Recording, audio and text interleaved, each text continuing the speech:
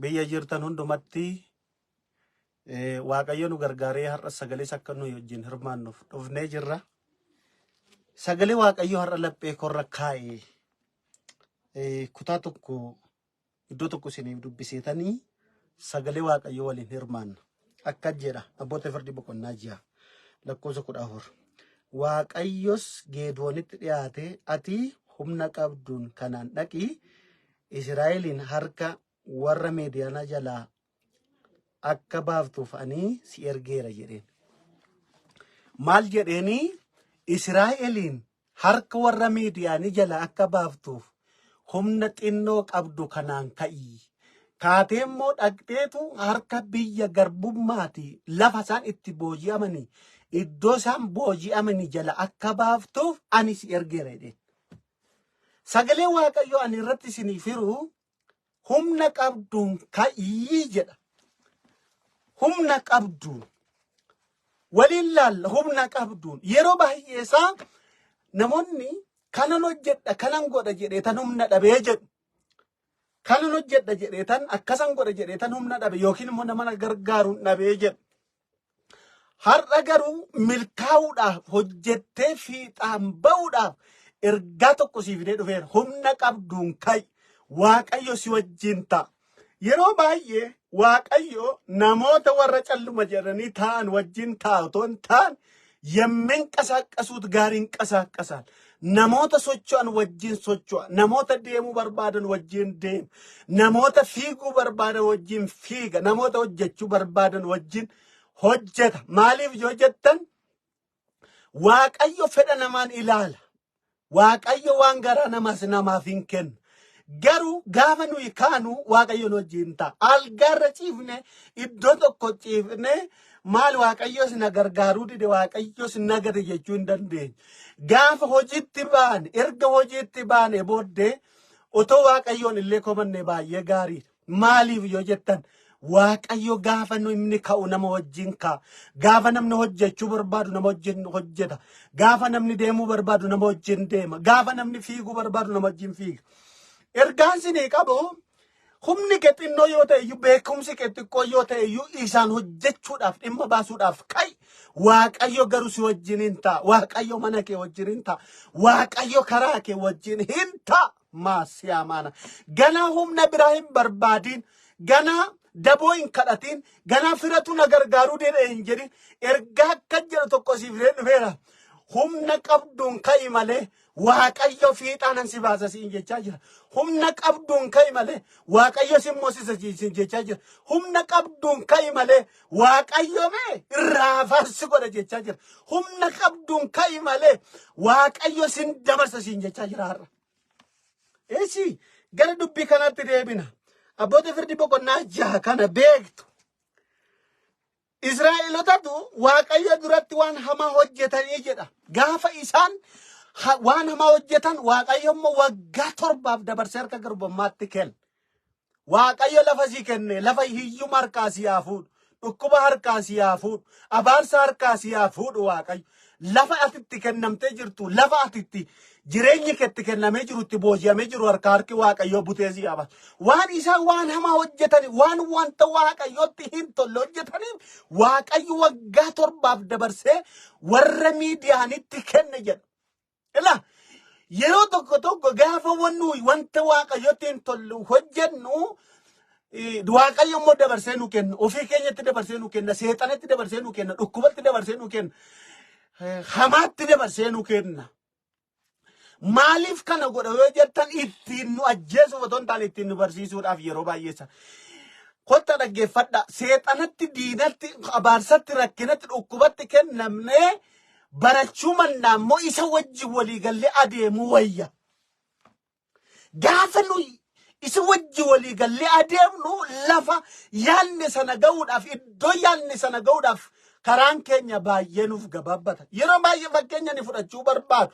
Fakkeenya ni fudhadhu. Israa'eelonni waan guyyaa 40tti galuu ga'uu danda'an biyya kakuu isaanii sana ga'uu danda'aniti kan sinni bukeessa waggaa 40 gaara tokkotti naanna'anii jechuudha. Milkaa'uudhaaf wanta nu waan fuulan waaqayyo duratti wanta gaarii tokko hojjennu taanaan milkaa'uudhaaf hin naannofne jechuudha. Waan tokkotti milkaa'uudhaaf, waan tokkotti fiixaan ba'uudhaaf hin naannofne jechuudha. Waaqayyo naannoo harkaa si haa baasu. Lafa naannoo harkaa si haa baasu. Iddoo naannoo harkaa si haa baasu. Biyya naannoo keessaa si haa baasu. Harki waaqayyo butee si haa baasu. Sumaan harki waaqayyo harki abbaa koo yeroo kanaa kaasee maqaa gooftaa Yesuus Kiristoosiin butee si haa baasu. Haleelooyaa.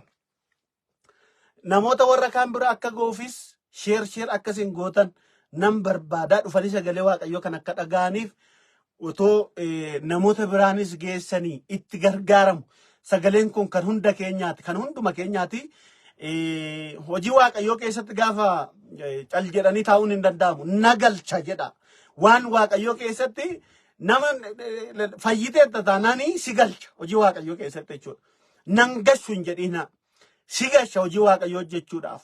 Kanaaf akkamitti hojii waaqayyoo jenna fuunee namoota isa kan biraa yoo geenye warra kan biraa yoo geenye namoota warra kaan biraa yoo geenye tajaajilleera jechuudha. Hojii waaqayyo immoo gaafa hojjetamu garaa guutuudhaan, laphee guutuudhaan, humna guutuudhaan hojjetama narraa ba'aa miti. Kanaafiyyuu warra kaaniif sheer akkasiin gootan baay'een isin jajjabeessa jechuudha. Yoo isin diddan garuu ani waan waaqayyo laphee korra kaa'e daddafee isin hiree asirraa nan ba'a jechuudha. Garuu bal'inatti sagantaan keenya kun ergaan keenya kun akka bal'atuuf madargii keenya kana yookiin immoo tajaajila keenya kan akkasiin bal'iftaniif amma sheer gootanii yoo bal'iftan waliin turuu dandeenya.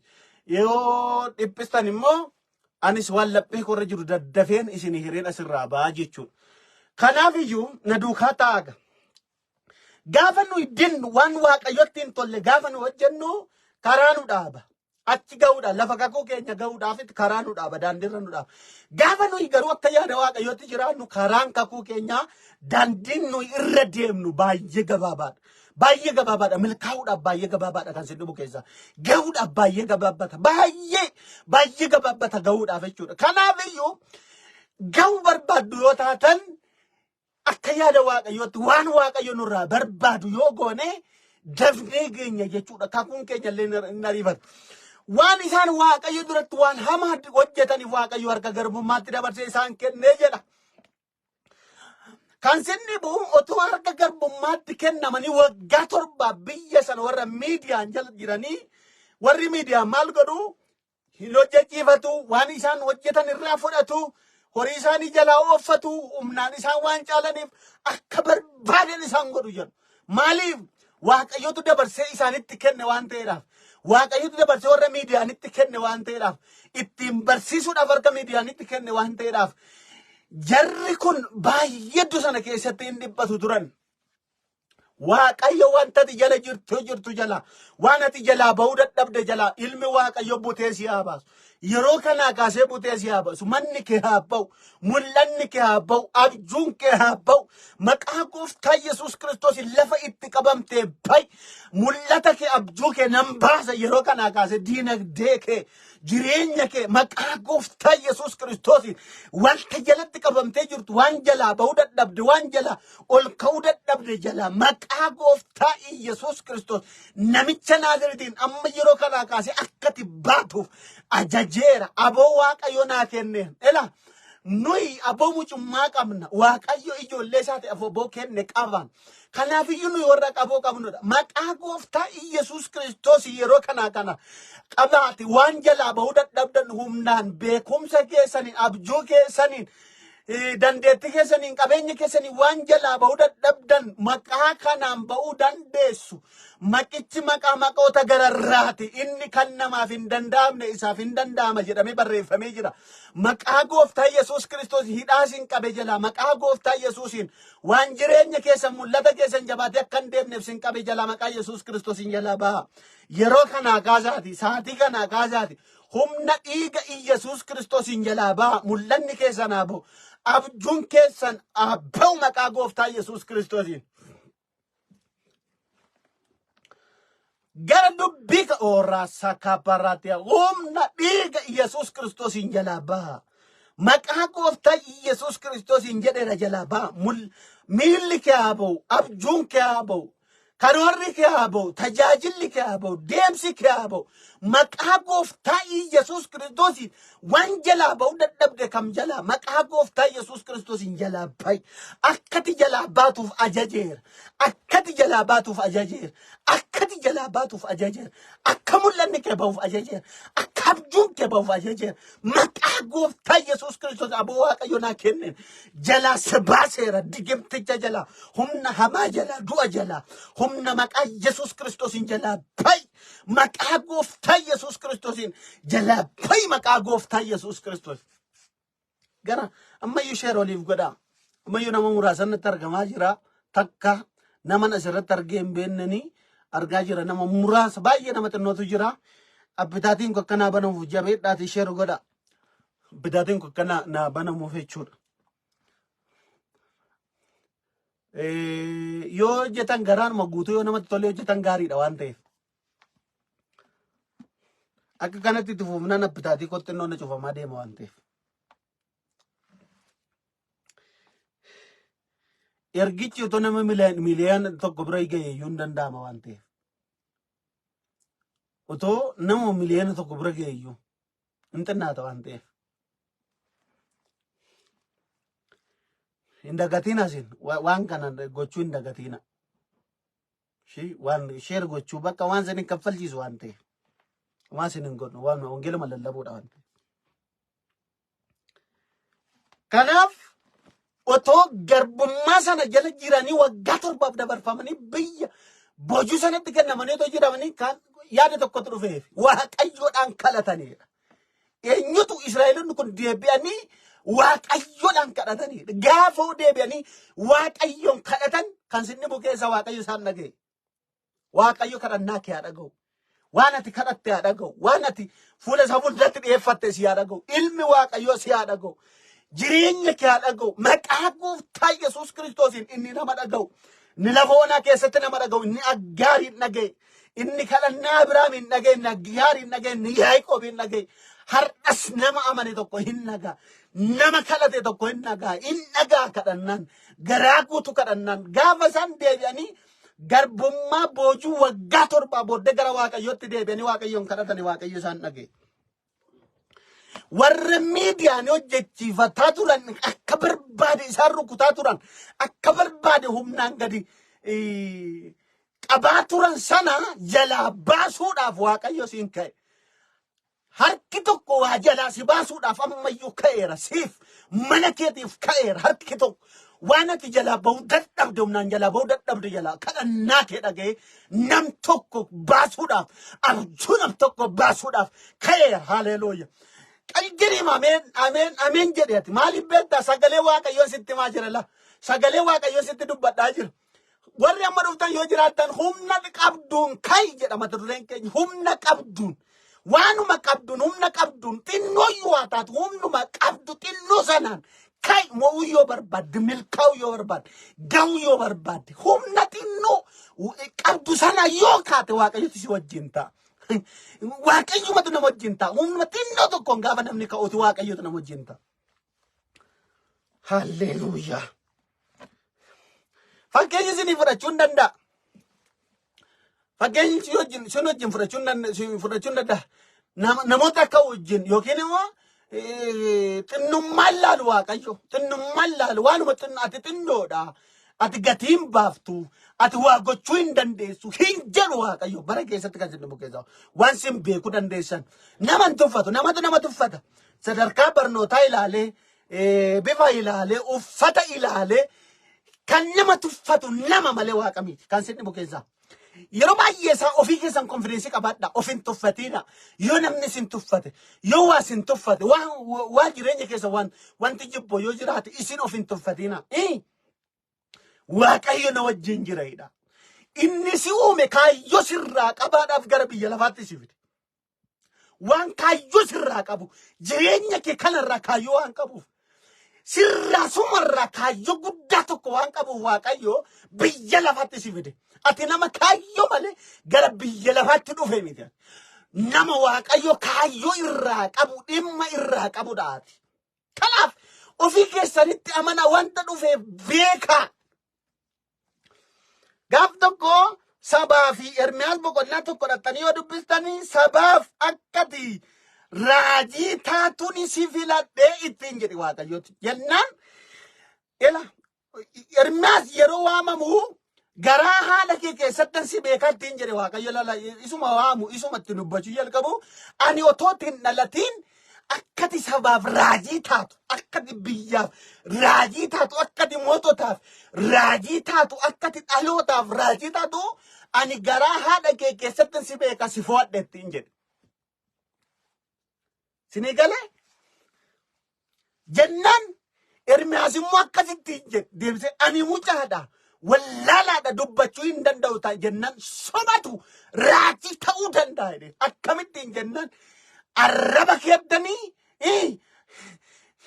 arrabni kee akka raajii dubbatuuf abiddaan inni itti buusattiin jedhe. Kan sinni bukeessa gaafa abiddi Waaqayyo dhaqee arraba isatti bu'u hin jijjiirame. Raajii addunyaa himuu jalqabe. Raajii dhalootaaf himuu jalqabe. Raajii biyya himuu jalqabe Ermiyaas. Waaqayyo mucaadhuma sana waame. Erga mucaa waame Waaqayyo. Erga nama xinnoo tokko waame. Nama beekumsa hin qabne tokko erga waame. Siin immoo akkamitti humna qabduun kana kaatee milkaa'uu dadhabda. Kanaaf ergaan sii qaba humna kee ilaalin xinnuma kee ilaalin isa tuffatamte ilaalin iddoo irra jirtu ilaalin sadarkaa barnoota keessan ilaalin humna qabduun kaayi siin jedhaa jira Waaqayyo talaarraa ila humna qabdu sana waanuma qabdu dandeettii qabdu sanaan kaayi malee Waaqayyo si wajjin hin taabbo. Abboo koo deebi'ee maal ittiin jedhe Ermiyaasiin yoo ati dhaabde jedhe ilaaboo dhabboo ila akkati Waaqayyo ila arraba kee adibu abboo arraba keetti abiddaa ergommayyuu jireenya keetti abiddaa ergommayyuu jireenya keerra abiddi Waaqayyo haa mul'atu ammayyuu sirra abiddi Waaqayyo haa mul'atu karaa keerra jiruu keerra abiddi Waaqayyo haa mul'atu ila sirra haabu arraba kee dibeera jireenya kee dibeera maqaa gooftaa Yesuus Kiristoos dibeera ila akkasittiin jedhe erga dibee booddee yoo ati buqqee ittiin jette ittiin jedhe mucaadhumaan mucaadha jedhu sana annan buqqisa jedhe yoo ati dhaabbadhu ittiin jette nan dhaaba jedhen kanatti buqqifte buqqifamaa hin ta'a jedhen kanatti dhaabde hin dhaabbata jedhen aboodha beebboo koo arraba kee wajjin hin ta'a ittiin jedhe ani mucaadhuma mucaa jedhu kana geeddare Waaqayyo sammuu kee haa geeddaru Waaqayyo jireenya kee haa geeddaru har'aa kaasee lafaati itti abdii kutattee jirtu Waaqayyo karaa kee haa geeddaru Waaqayyo diinagdee kee haa geeddaru Waaqayyo daandii kee haa geeddaru ilmi Waaqayyo yeroo kanaa kaasee maqaa gooftaa Yesuus Kiristoosiin wanti marsee si qabe harkaa maqaa gooftaa Yesuus Kiristoosiin harkaan si baasa yeroo kanaa kaasee mee kotta akkasin sin deebise. Akkasin sin deebisa maaloo kotta akkas gara caafata kanatti sin deebisa. Gaafa isaan kadhatan gaafa isaan Waaqayyo duratti kadhatan isa isaan garbummaadhaaf waggaa 7 biyya garbummaa jiraatan garbummaa jalaa fuudhuudhaaf Waaqayyo ka'e. Ara Waaqayyo nam tokko hin baasa sagalee Waaqayyo isinitti himaa jira. Waaqayyo si baasa garuu murteeffadhu humna qabduun ka'e abjuu keetiin ka'e ayyaana qabduun ka'e. Amma yeroo baay'ee isaa in tajaajilta jedhan ayyaana xinnoo tokkoon qaba garuu ganaa akkanaa guddatuun barbaadaa jiru namoonni baay'een. Ayyaanni xinnoon nutti kenname kuni yoo akkanni isin guddatu yoo barbaaddani jedha Phaawulos ittiin hojjedhaa jedha. Gaafa nuyi wanta nutti kenname sanaan ittiin hojjenne nu guddata ayyaannis ta'e wanti barbaade yoo xinnoo nuyi harkaa qabnu sanatti nu guddata. Maal jedha Phaawulos? Har'a dhaabbadhee tan borii koo ilaala jedha. Har'a erga geessanii har'a dhaabbattanii abdiin kutatina bor waan haaraatu jira. Bor balbala haaraatu jira bagaarra geesse malee. Bor eebba haaraatu jira. Bor karaatii yaadnetu jira. Har'a dhaabbadheen borii koo ilaala. Ishee har'a geesse sanatti galateeffachuu danda'i. Waan an har'a geesse sanatti galateeffachuu danda'i. Har'a dhaabbadhee tan borii koo ilaala. Waaqayyo borii kee si agarsiisu.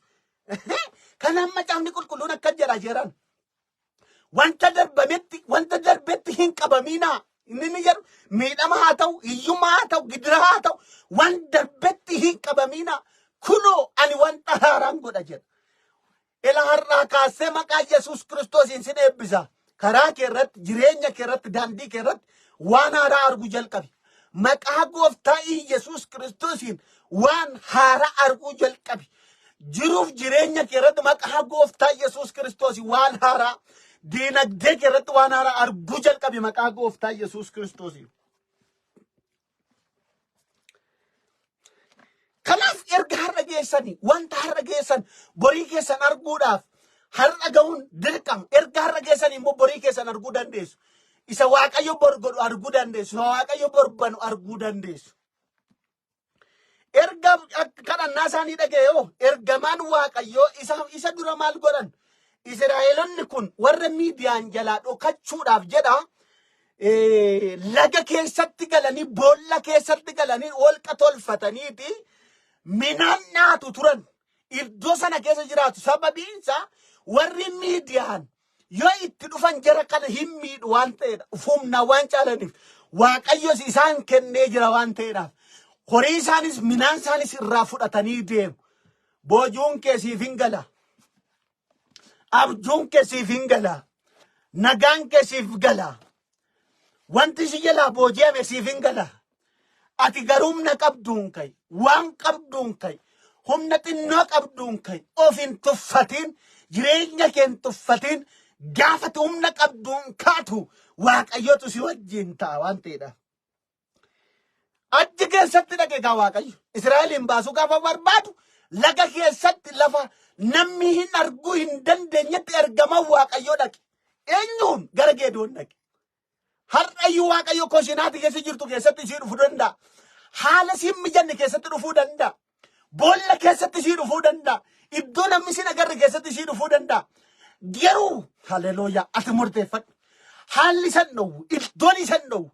Itoo isaan warra Miidiyaan jalaa dhokatanii jiranii maaliif humnaan isaan caalu waan ta'eedhaaf, booji'amanii jiru waan ta'eedhaaf, horii isaanii jalaa fudhatu waan ta'eef, humna isaanii jalaa fudhatu waan ta'eef, kataaf jennaan ergamaan Waaqayyoo gara Geedoon dhaqe. Maaliif boollatti galanii jiru hojjettan dhokatanii jiru, sodaatanii jiru. Ani eessan naqa jedhanii sodaatanii lafa sodaa jiru malee iddoo namatti jiru tolu jiru miti. Iddoo haala namaa mijataa jiru miti. Biyya namaa mijatu jiru miti. Naannoo namaa mijatu miti. Araddaa namaa mijatu jiru miti. Haleluuyaa. Iddoo namaa mijanne jiru. Lafa namaa mijanne jiru. Haala namaa mijanne keessa jiru. Waaqayyo garuu achumatti dhaqe. Ilaa iddooma siin mijanne sanatti sii dhufa Waaqayyo. Lafuma siin mijanne, biyyuma siin mijanne sanatti si guddisuudhaaf, si baasuudhaaf, si mul'isuudhaaf eessayyuu jiraadhu. Haalli isa daangessu hin jiru Waaqayyo. Waaqayyo sii ka'ee jennaan haalli isa daangessu hin jiru. Achumatti dhufa. Achumatti dhufee nama si godha. Kushinaama keessatti dhufe utuma hojii namaa hojjettu, utuma uffata namaa uffattu, uffata namaa miiccitu, utuma namaaf waa gootee jiraattu, utuma namaaf garba taatee ergamtu, achumatti dhufee Waaqayyo achumatti dhufee tochi jala naannisee si baaseetu Waaqayyotu nama guddaa, nama beekamtuu, nama beekamaa si gochuu hin danda'a Waaqayyotu. Har'a ittiin si ajjeesuuf otoo hin taane ittiin si barsiisuuf ta'a. Waaqayyo ittiin si barsiisuuf ta'a. Jireenya kee kan ittiin barsiisuuf ta'a. Abjuu kee kan ittiin barsiisuuf ta'a. Mul'ata kee kan ittiin barsiisuuf ta'a. Waaqayyo nama ittiin nama baru si haa godhu. Nama waa baru. Nama Waaqayyo barsiisu ta'e. Nama Waaqayyo barsiisu. Karaa isaa barsiisu. Jireenya isaa barsiisu ta'e maqaa gooftaa Yesuus Kiristoos. Achitti dhaqeetu nama sodaatee jiru Geedooniin yaa Geedoon jedhe. Yaa loltuu janna nama jedhe. Asii maal fuuta ittiin jedhe. Geedooniin qomoon isaa xinnoodha. Gaafa Waaqayyo waamu xinnoo bal'aa miti, qomoon isaa baay'ee xinnoodha. Gaafa Waaqayyo waamu laali qomoon laali. Nutoo biyya lafaa maraaf ergaa guddaa qabna. Sanyii qamootoo addan baasiin wangeela lallabna. Ilaa qomoon isaa xinnoodha. Ijoollee minaasee keessa ammoo zarii minaasee keessa kan sinni mucaa qixisuu mucaa booddeedha Geedoon kun. Hangafoonni isaa jiru. Achi keessa Israa'el keessa warri gurguddaan jiru. Warri sanyiin isaanii babal'aa jiru. Namoonni isa caala bebbeekan jiru. Garuu Waaqayyo isa xinnaa foote. Gaafa Waaqayyo yaa loltuu jennaan asiin barbaada. Israa'eliin garbummaa harka akkati baaftuuf sin barbaada. Biyya garbummaati akkati baaftuuf si barbaadaan jira gaafa ittiin jiru. Akkamitti ani mucaa wallaalaadha. Ani zariin koo xinnoodha. Qe'ee warra koo keessaa immoo isa qixxisuudha jenna. Sumatu Israa'eliin biyya garbummaatii baasa jedha. Israa'eliin ilaala warri miidiyaan immoo warra humna qabu. Kanaafuu dhokatanii lagatti galanii jiru. Garuu Geedoon mucaa qixxisuu waame. Mucaa wallaalaa waame. Mucaa isa qomoonsa xinnaa kana waame. Waaqayyo Israa'eliin baasuudhaaf. Humni koo xinnoodha. Sanyiin koo xinnoodha. Beekumsi koo xinnoodha. Kanan hojjedha jedheen xinnoodha. Baajata ni qabu xinnoodha. Beekumsa ni qabu xinnoodha hin jedhin. Humna qabduun kai. Waaqayyommo si wajjin ta'a. Waaqayyommo humna sii laata. Waaqayyommo mocha siif laata. Waaqayyommo galmaan si ga'a. Waaqayyommo dhalootaaf iyyuu akkati taatu hin godha. Waaqayyommo biyyaaf iyyuu akkati eebbataatu hin godha. Garuu waan tokko sitti hima. Humna qabduun kai. Waan qabduun kai. Dandeettii qabduun kai. Caljettee hin ciisin. Humna cimdu sanaan. Waan qabdu sanaan. Yoo kaat. Mul'ata qabdu sanaa yoo kaat. Waaqayyo si wajjin ta'a. Haleluuyaa. Yesuus waa baay'isuu beeka. Jireenya fakkeenya tokko isinii fudhaa. Jireenya Yesuus keessatti namoota sadiitti waa kenne miti. Ingela keessa meetii isa tokkotti meetii 100, isa tokkotti 50. Isa tokkotti isaa gadi kenne jechuudha.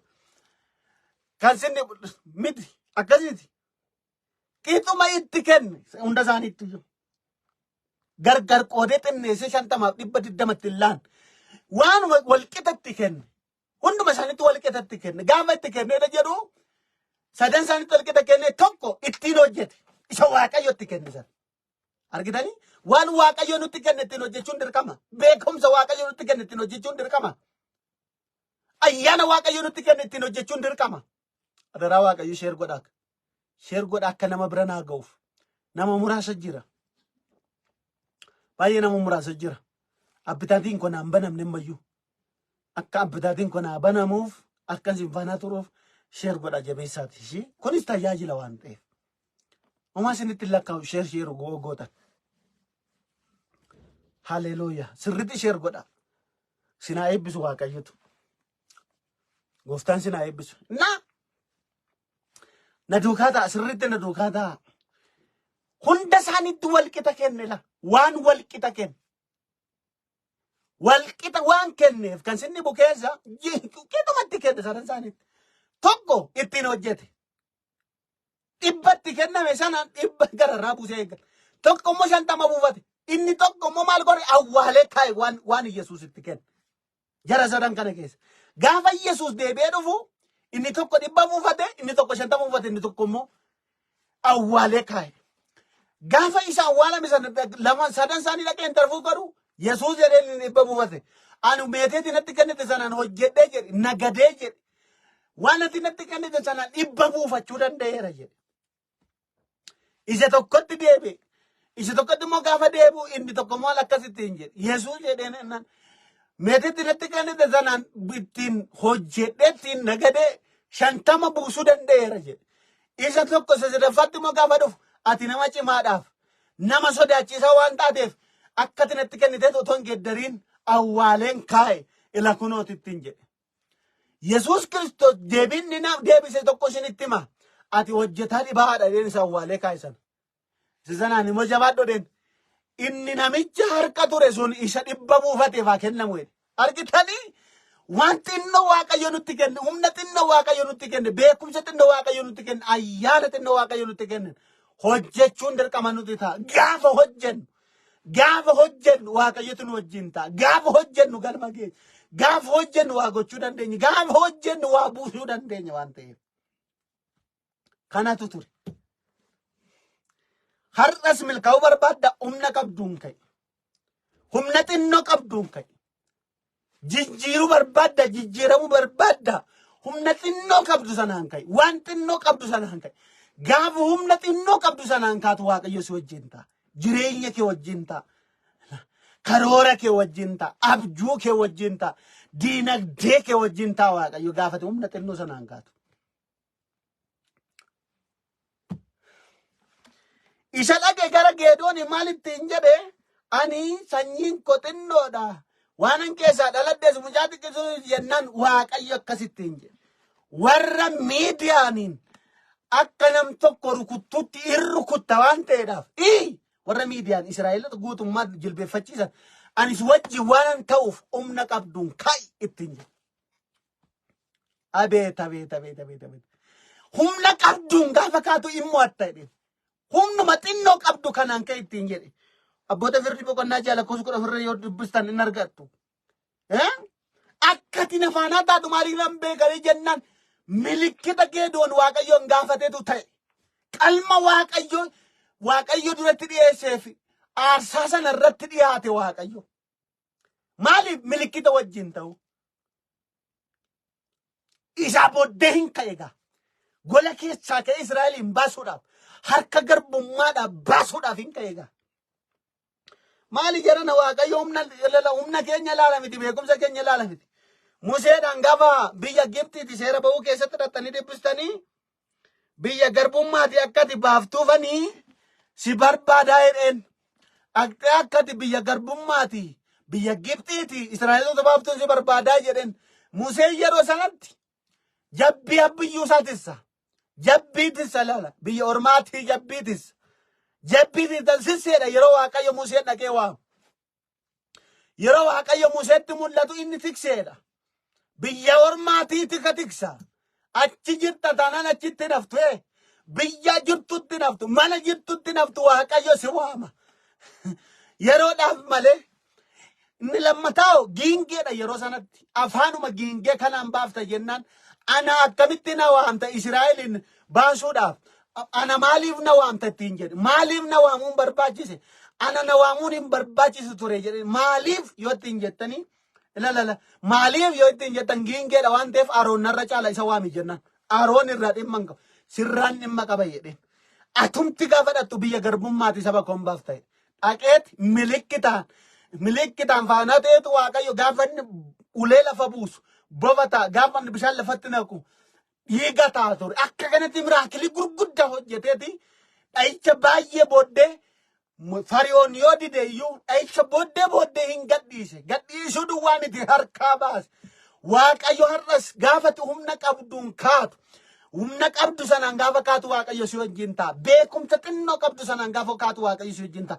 Abjuu xinnoo qabdu sanaan gaafa kaatu Waaqayyo si wajjin ta'a. Inta suma wajjin ka'e hojjeta Waaqayyo. Suma kana wajjin ka'etu Waaqayyo hojii hojjetu barbaadu hin hojjeta. Haleelooyaa.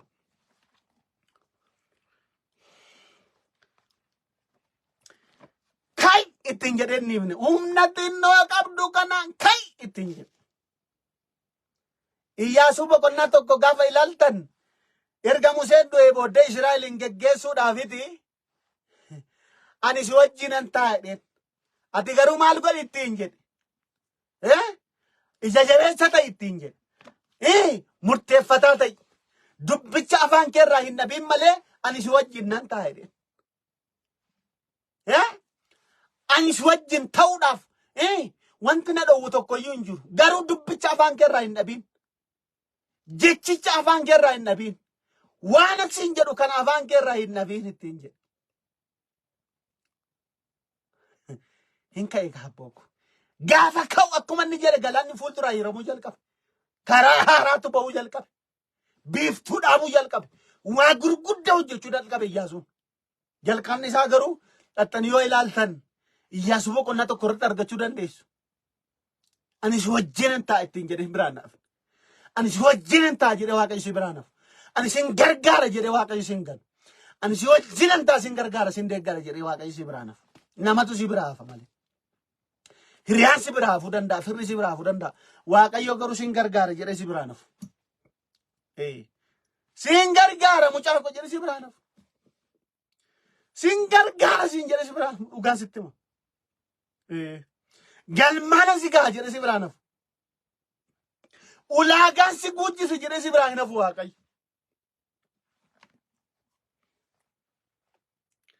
Gara dhumaatti dhufeera. Mul'ata Yohaannis boqonnaa 3:8. Humni kee xinnoodha. Ilaalaa humni kee xinnoodha. abjuun keetti innoodha, humni keetti innoodha. Garuu dubbii koo eegdetta. Kanaaf balbala banamaa eenyu tokko iyyuu cufuu hin dandeenye. Ani sii kenneera jedha. Har'a Waaqayyo akkas nuun jedha. Humna qabduun ka'i jedha. Waan qabdu, humna xinnoo qabdu sanaan ka'i jedha. Gaafa humni xinnoo sanaan kaatu. Ila jarana abiddi gaafa qabsiiftan waan xinnoo tokko. Waan xinnoo tokko qabsiiftu. Isumatu daggala guba. Isheematu biyya gubuu danda'a. Gaafa ati nagaduudhaaf hojjechuudhaaf kaatu si wajjin ta'a Waaqayyotu. Humna hin qabu hin jedhin. Nam tokko tokko humna hin qabu naa qabu otoo madanii Waaqayyo isaan qabee karaatti hambise. Gaafa isin humna qaba Waaqayyo na gargaare humna qaba gaafa isin jettanii Waaqayyo isin wajjin ta'a. Dhugaan isinitti hima. Humna hin qabu hin jedhina isin wajjin ta'a Waaqayyo gooftaan. Murteeffadha.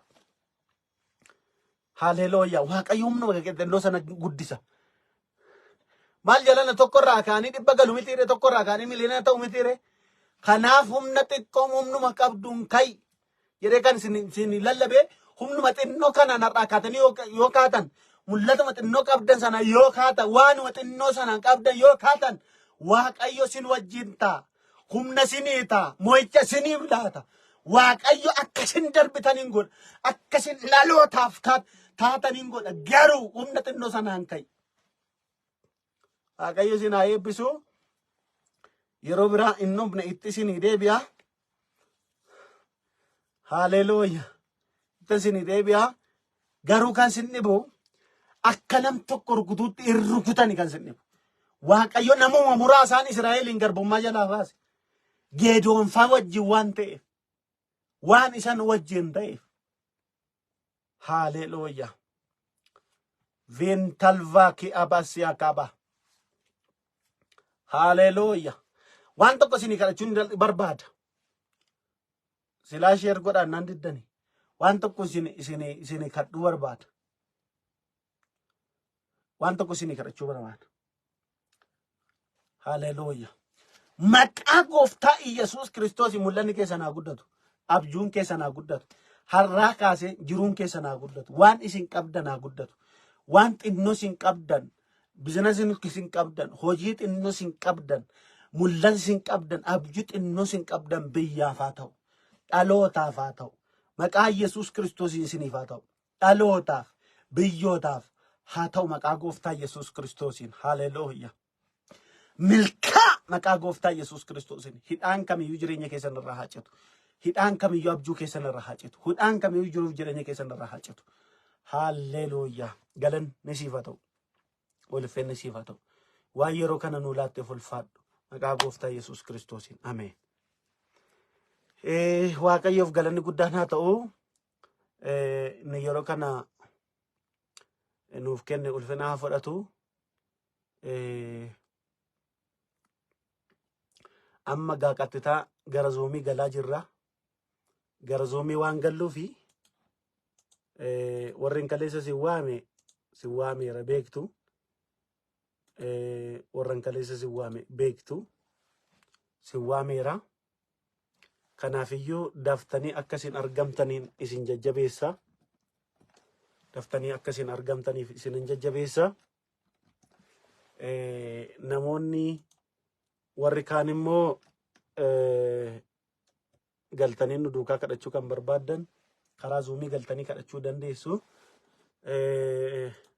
Amma zuumii galaa jirraa jechuudha.